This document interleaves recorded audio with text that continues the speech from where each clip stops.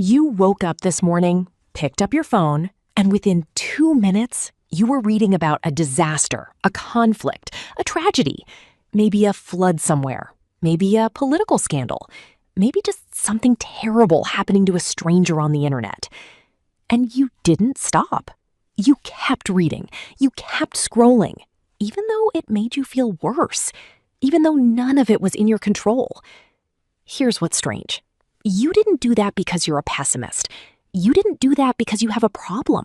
You did that because your brain is literally wired to seek out bad news. And once you understand why, you'll never look at your morning scroll the same way again. Hey, I'm Mindy. Not a psychologist, just someone who got way too obsessed with how our brains work. And today, we're talking about why your brain is literally addicted to bad news. Let's go back, way back, about 200,000 years.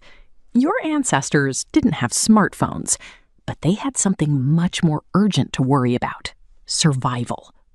Every single day, they faced genuine threats: predators, rival tribes, poisonous plants. A wrong decision didn't mean a bad day, it meant death. So the human brain evolved a very specific feature, a built-in alarm system that pays extra attention to anything negative, threatening, or dangerous. Scientists call this negativity bias.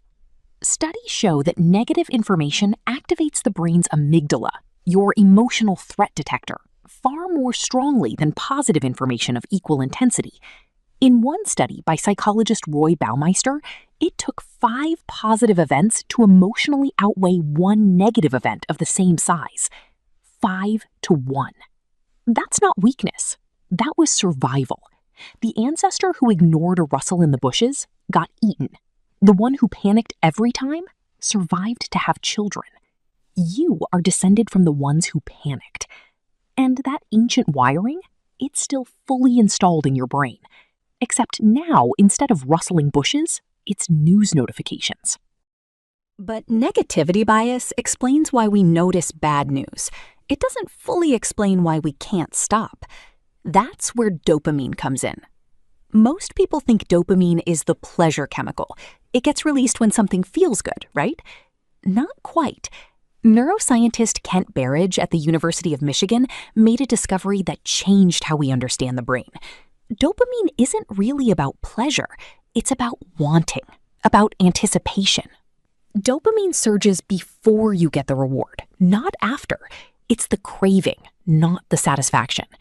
This is why you keep eating even when you're not hungry, why you keep scrolling even when nothing interesting shows up. Your brain releases dopamine at the possibility of important information. And what's more important to a threat-detecting brain than a potential danger? Every time you scroll past a worrying headline, your dopamine system fires. Wait, is this one important? Is this a threat I need to know about? You scroll. Another headline. Another dopamine hit. Another question. And another. This is the doom scroll loop. It's not a character flaw. It's a dopamine-driven survival mechanism interacting with an algorithm designed to exploit exactly that mechanism. Because here's the thing. Negative stories get more clicks. More clicks mean more ad revenue. More ad revenue means more negative stories. In 2014, researchers at McGill University studied 1,000 participants and found that despite most people saying they wanted positive news, their actual reading behavior consistently gravitated toward negative stories, every time. We say we want positivity. We consume negativity.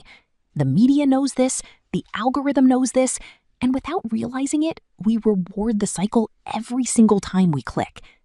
This isn't about blaming the media. It's about understanding the system you're operating inside so you can make conscious choices rather than automated ones. So what actually happens to your brain when you consume too much bad news? Psychologist Graham Davey has studied this extensively. His research found that heavy negative news consumption increases anxious and sad moods. And more importantly, it makes people catastrophize their own personal problems. You read about a flood in another country, and suddenly you feel more anxious about your own life. things that had nothing to do with the news. The stress hormone cortisol rises, sleep quality drops, your threat detection system stays on high alert even when you're perfectly safe, making it harder to focus, harder to feel calm, and harder to be present. Psychologists call this vicarious traumatization, the idea that repeated exposure to others' suffering can cause genuine trauma-like symptoms in the person watching. You were never meant to process the suffering of the entire world every single day.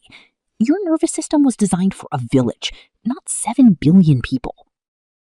Your brain isn't broken. It isn't weak. It's running ancient software in a world it was never designed for, a world that now delivers 1,000 threats a day directly into your pocket. Understanding that is the first step to taking back control. Your negativity bias kept your ancestors alive, but it doesn't have to run your mornings. If this made you think differently about how your brain works, you're going to want to see the next video, where we go deeper into dopamine and how it secretly controls every major decision you make. Subscribe so you don't miss it, and drop in the comments, how many minutes did you spend on bad news today?